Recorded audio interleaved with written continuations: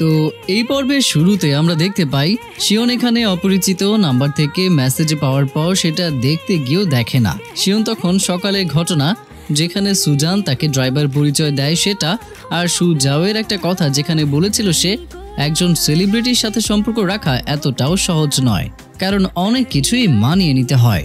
এই দুইটা জিনিস মনে করে শিওন আর মেসেজ দেখে না। এদিকে সুজান যোগাসন করছিল, তখন সুজানের মা কল করে আর তাকে জিজ্ঞেস করে আবার কোন ছেলের সাথে এক বাসায় থাকছো। সুজান বলে আরে চিন্তা করো না, ওটা শিওন ছিল। তার মা এই কথা শুনে একটু রিল্যাক্স ফিল করে, তবে পাশেই সুজানের বাবা ছিল দেখে একটু কাহিনী করে বলে সে শিওনই হোক না কেন, এভাবে থাকা কি ঠিক হচ্ছে? আমাকে একবার জানাবে না, আর আমাকে বলো এখন তোমাদের সম্পর্কটা কেমন চলছে। সুজান বলে এত চিন্তার কিছু নেই, আমরা এখন সাধারণ রুমমেট, দুজন দুই বেডরুমে থাকছি। সুজানের মা এই কথা শুনে একটু আশাহত হয় আর বলে আচ্ছা আমার কথাই বাদ দিলাম, তোমার বাবার কথা ভেবেছো? সুজান এবার সিরিয়াস হয়ে জিজ্ঞেস করে বাবা জানতে পেরেছে? তখন তার মা বলে আমি জানলে বাবা জানবে না। সুজান তখন বাবার মতামত জানতে চায়। তার মা তো এখানে এক লাইন বাড়িয়ে বলে বাবা খুব রেগে গেছে, এখন তোমাদের দুজনের উচিত সামনাসামনি এসে বিষয়টা ব্যাখ্যা করা। সুজান একটু ঘাবড়ে গিয়ে বলে আমাদের দুজনকে একসাথে আসতে হবে? তার মা বলে হ্যাঁ, দুজনই এখনই চলে আসো এখানে, তোমার বাবা না হলে খুবই রেগে যাবে।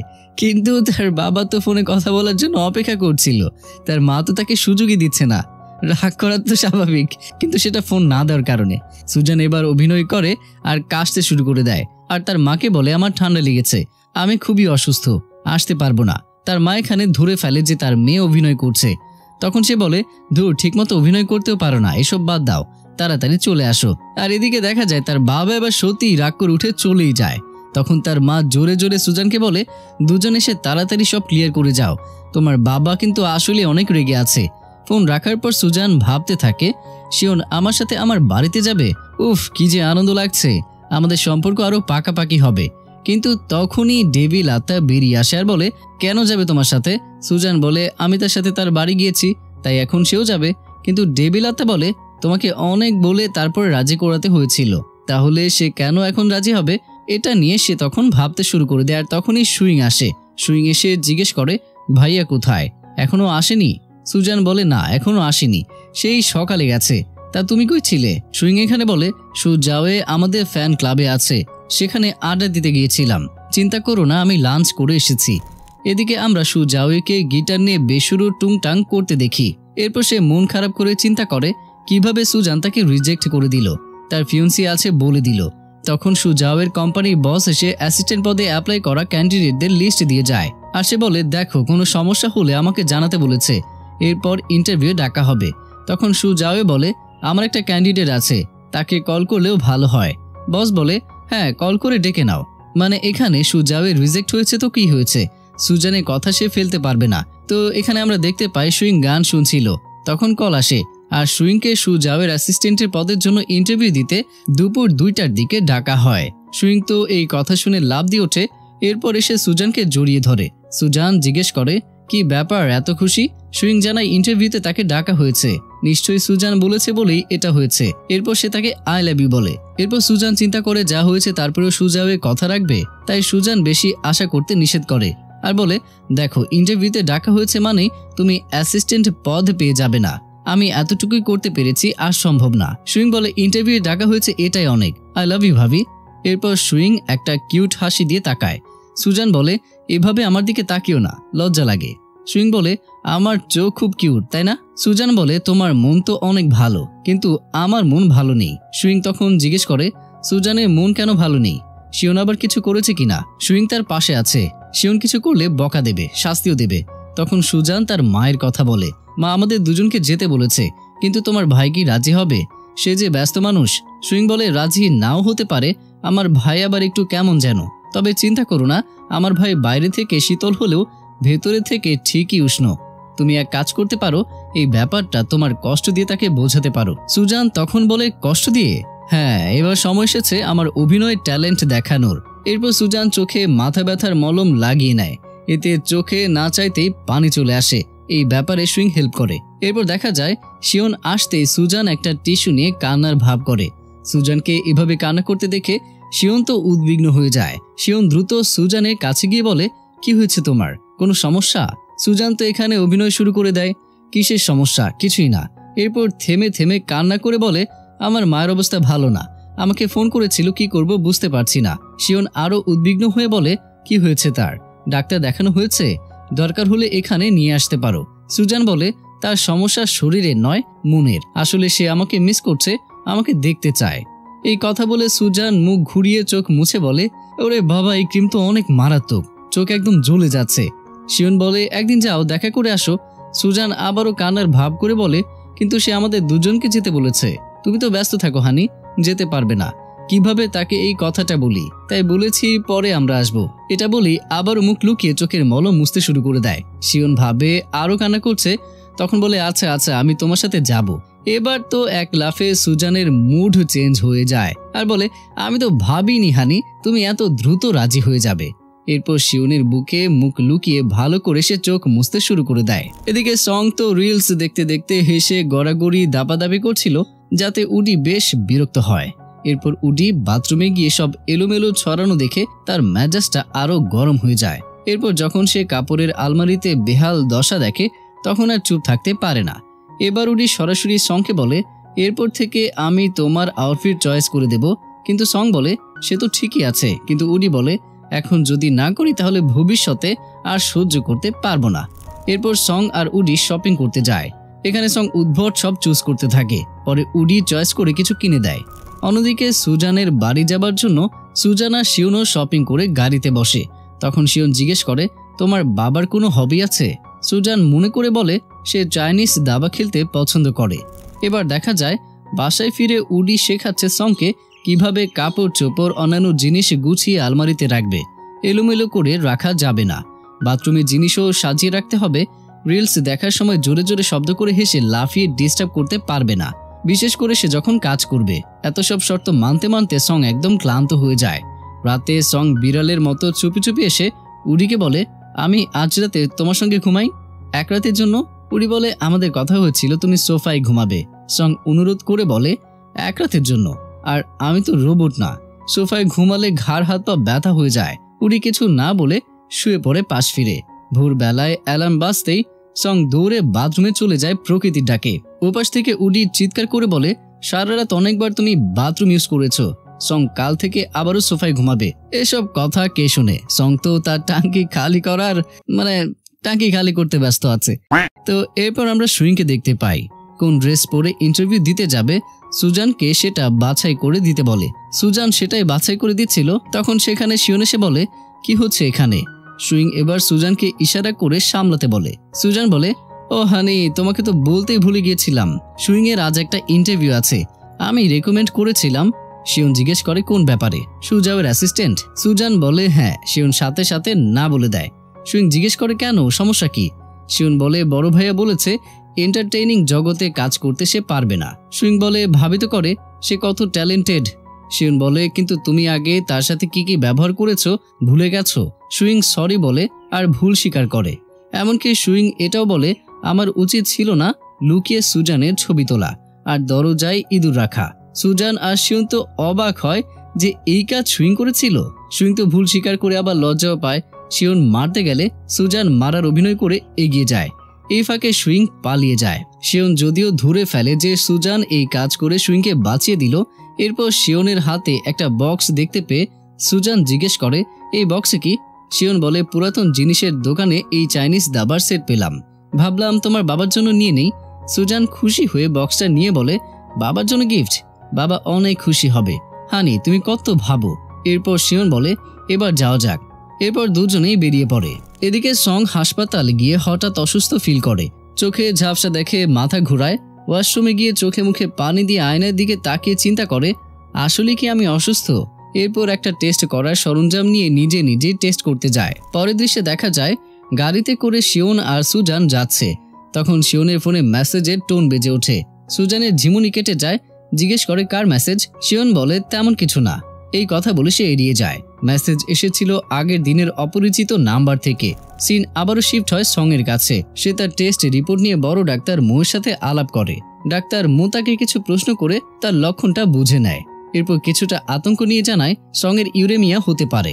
ইউরেমিয়া হচ্ছে কিডনি রোগ, যার জন্য ইউরিনে ব্লাড আসে আর পরবর্তীতে আরো কঠিন রূপ নেয়। সং ভেঙে পড়ে কিন্তু ডাক্তার মু শান্ত হয়ে আবারও একবার টেস্ট করতে বলে আর ভয় পেতে নিষেধ করে। এরপর সং নিজের কেবিনে গিয়ে বসে আর চিন্তা করে একটু আগে ডাক্তার মুয়ের কথা। সত্যি বলতে সং এর ইউরেমিয়া লেট স্টেজে আছে। সং ভাবে এখন কি আমি মারা যাব? তাহলে উলি দেখাশোনা কে করবে? তো এর পরের দৃশ্যে দেখা যায় সুজানের মা রান্নাঘরে সবার জন্য রান্না করছে। সুজানের বাবা তো মুখ ভার করেই তাকে হেল্প করতে হয়। তার মা জিজ্ঞেস করে এভাবে মুখ ভারী করে লাভটা কি হচ্ছে? তার বাবা বলে তাদের এভাবে একসাথে থাকা, অ্যাপার্টমেন্টে থাকা তো উচিতই হচ্ছে না, সেটাও আবার বিয়ের আগে। তখন তার মা বলে তুমিও তো আমার ফ্ল্যাটে ছিলে। তখন তার বাবা যুক্তি দেয় আমি তো তখন শহরে নতুন ছিলাম আর আমার থাকার জায়গাটা ছিল না, তাছাড়া আমি সোফায় ঘুমাতাম। তখন তার মাও এখানে যুক্তি দেয় আর বলে সুজানের বাড়িতেও সমস্যা, কেউ তার ক্ষতি করতে চাইছিল, তাই শিওনের সাথে থাকে আর তারা আলাদা আলাদা বেডরুমে থাকে আর ছেলেটাও বিশ্বাসযোগ্যই মনে হয়। তখন তার বাবা বলে বিশ্বাসযোগ্য? যে ছেলে এঙ্গেজমেন্ট অনুষ্ঠানে আসে না সে আবার দায়িত্বশীল। তখন তার মা বলে শিওন একজন ডাক্তার, তার কাছে মানুষের জীবন বাঁচানোটা আগে। এভাবে দুজন তর্ক করতে করতেই সুজান আর শিওন চলে আসে। সুজানের মা তার বাবাকে স্বাভাবিক হতে বলে দরজা খুলতে যায়। দরজা খুলতেই সুজান দুজনকে হ্যালো বলে আর শিওনের সাথে পরিচয় করিয়ে দেয়। সুজানের মা বলে আরে শিওন এসো, ভেতরে এসো, সেই ছোটবেলায় দেখেছি, কত বড় হয়ে গেছো। শিওন দুজনকেই হাই বলে ভেতরে আসে। সুজান এরপর তার বাবাকে জিজ্ঞেস করে আমাকে মিস করছিলে বাবা? তার বাবা এখানে উত্তর দেয় আমি তো ভেবেছিলাম তুমি আর এদিকে আসবেই না। সুজান তার ব্যস্ততার কথা বলে। এরপর সবাই মিলে সোফায় গিয়ে বসে। সুজান বলে মা, শিওন তোমার জন্য এই গিফটগুলো এনেছে, এখানে সব স্কিন কেয়ার প্রোডাক্ট, তুমি ইউজ করবে। তার মা বলে এসবের আবার কি দরকার ছিল? এরপর শিওনকে ইশারা করে সুজান আর বলে বাবার জিনিস দাও। তখন শিওন দামি ব্র্যান্ডেড ড্রিঙ্কস গিফট দেয়। এটা দেখে তার মা বলে এ তো বেশ দামি, কিন্তু তার বাবা বেশ ঠান্ডা গলায় উত্তর দেয় বেশি ড্রিঙ্কস করা ভালো না। শিওন এটা শুনে একটু চুপসে যাচ্ছিল, তখন সুজান আবারও ইশারা করে। এবার শিওন স্পেশাল গিফট হিসেবে আনা জিনিসটা বের করে বলে আমি শুনলাম আপনি চাইনিজ দাবা খেলতে পছন্দ করেন, আমি একটা এন্টিক শপে এটা দেখেছিলাম আর তখন সেটা সেখান থেকে নিয়েছিলাম। এটা আসলেই সুন্দর, ইউনিক ডিজাইনের। সুজানের মা বাক্স খুলে দেখে আসলেই ইউনিক ডিজাইনের চাইনিজ দাবা, কিন্তু তার বাবা এখনো গম্ভীর স্বভাব নিয়েই বসে আছে। শিওন একটু চাপ অনুভব করে। তখন তার মা বলে আরে ওর বাবা এমনই, সে মুখে বলছে ভালো লাগে না, মনে মনে ঠিকই পছন্দ করবে। সুজান এই কথাতে সায় দিয়ে বলে আসলেই বাবা বহুরূপী। এরপর মা উঠে যায় রান্না সামলাতে। শিওন উঠে যাচ্ছিল হেল্প করবে বলে, কিন্তু তার মা বলে এখানে চুপচাপ বসে থাকো। সুজান বলে আমার মায়ের রান্নার জাদু দেখবে আজকে। তার বাবা উঠে যাচ্ছিল, কিন্তু তার মা বলে তুমি ওদের সাথে সময় দাও, গল্প করো। এরপর খাবার টেবিলে সবাই বসে। টেবিল ভর্তি খাবার দেখে সুজান বলে মা, তোমার রান্না এখনো অসাধারণ, যেমন দেখতে তেমন গ্রান আর স্বাদ। তার মা বলে তুই তো না খেয়ে প্রশংসা শুরু করে দিলি। এরপর সুজান আর তার মা মিলে শিওনকে খাবার তুলে দিতে থাকে।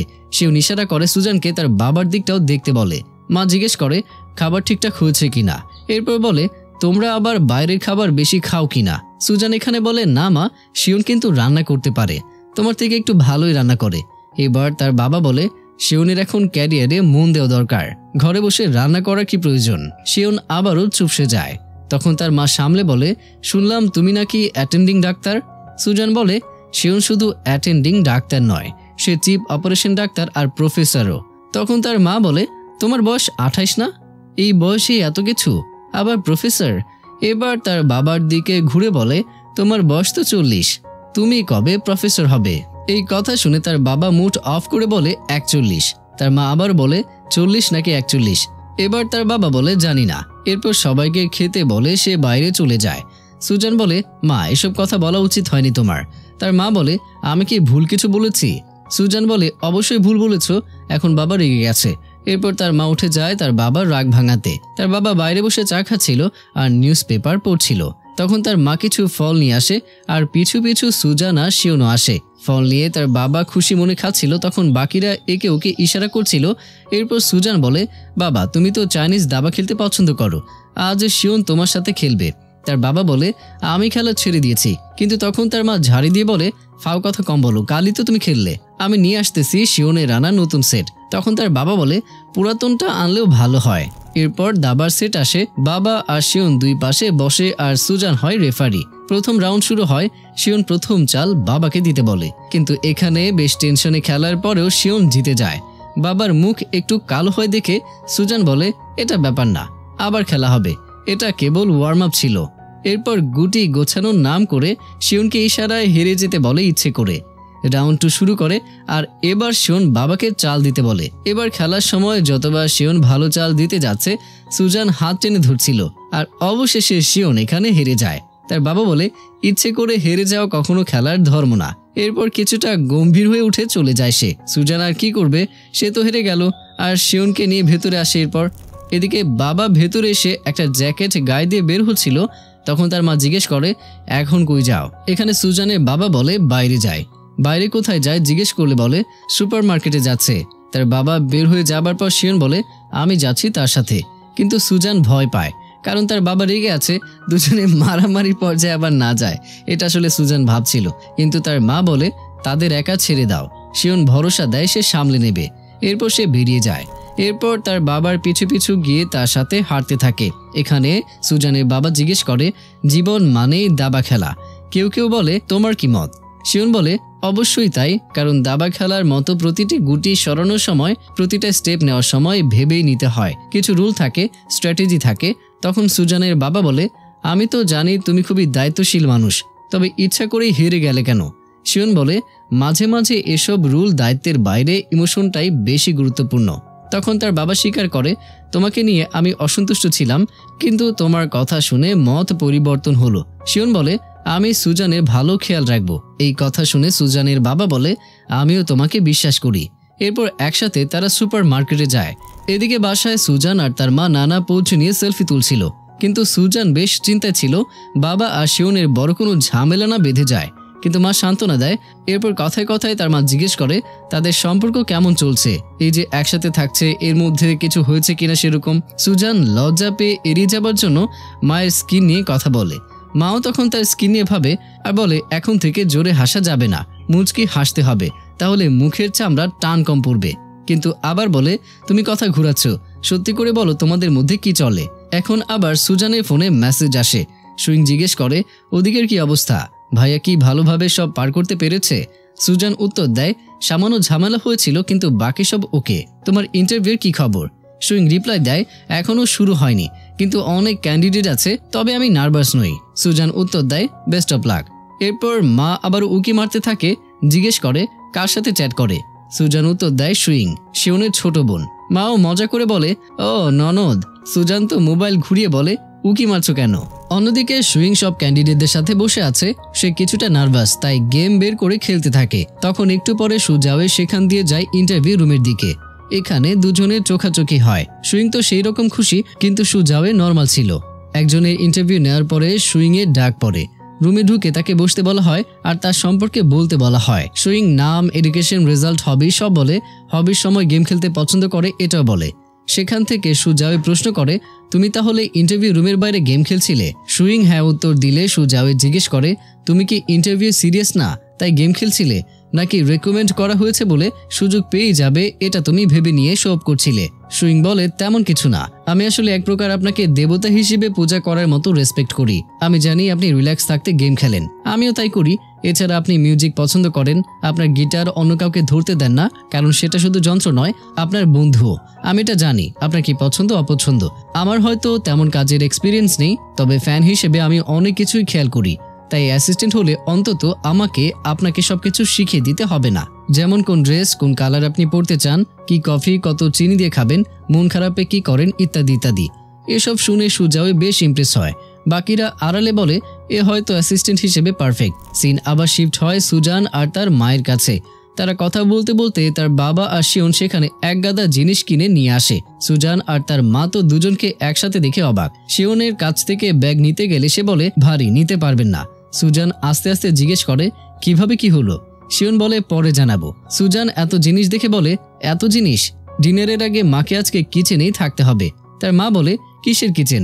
আমি রেস্টুরেন্ট বুকিং দিচ্ছি, ডিনার সেখানে হবে, আর অন্য আত্মীয়রা আসবে, অনেক মজা হবে। সুজান বলে, মায়ের ওয়ালেট আজকে ফাঁকা হয়ে যাবে। তার বাবা বলে, কি আর করা, শিওন ফ্রেশ আইটেমগুলো ফ্রিজে তুলে রাখো। তারপর দুজনে ফ্রেশ আইটেমগুলো ফ্রিজে তুলে রাখছিল, তখন শিওনের কাছে আবারও মেসেজ আসে সেই নাম্বার থেকে। এবার বলে, আমার কাছে তোমার ফিয়ন্সির শকিং নিউজ আছে। আর এর মধ্য দিয়েই এই পর্বটা এখানে শেষ হয়ে যায়।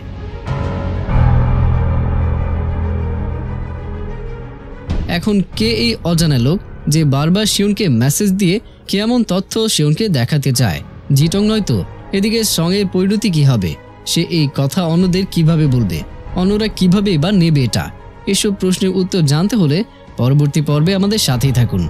তো সবাই ভালো থাকুন, সুস্থ থাকুন, আর অবশ্যই আমাকে মনে রাখুন।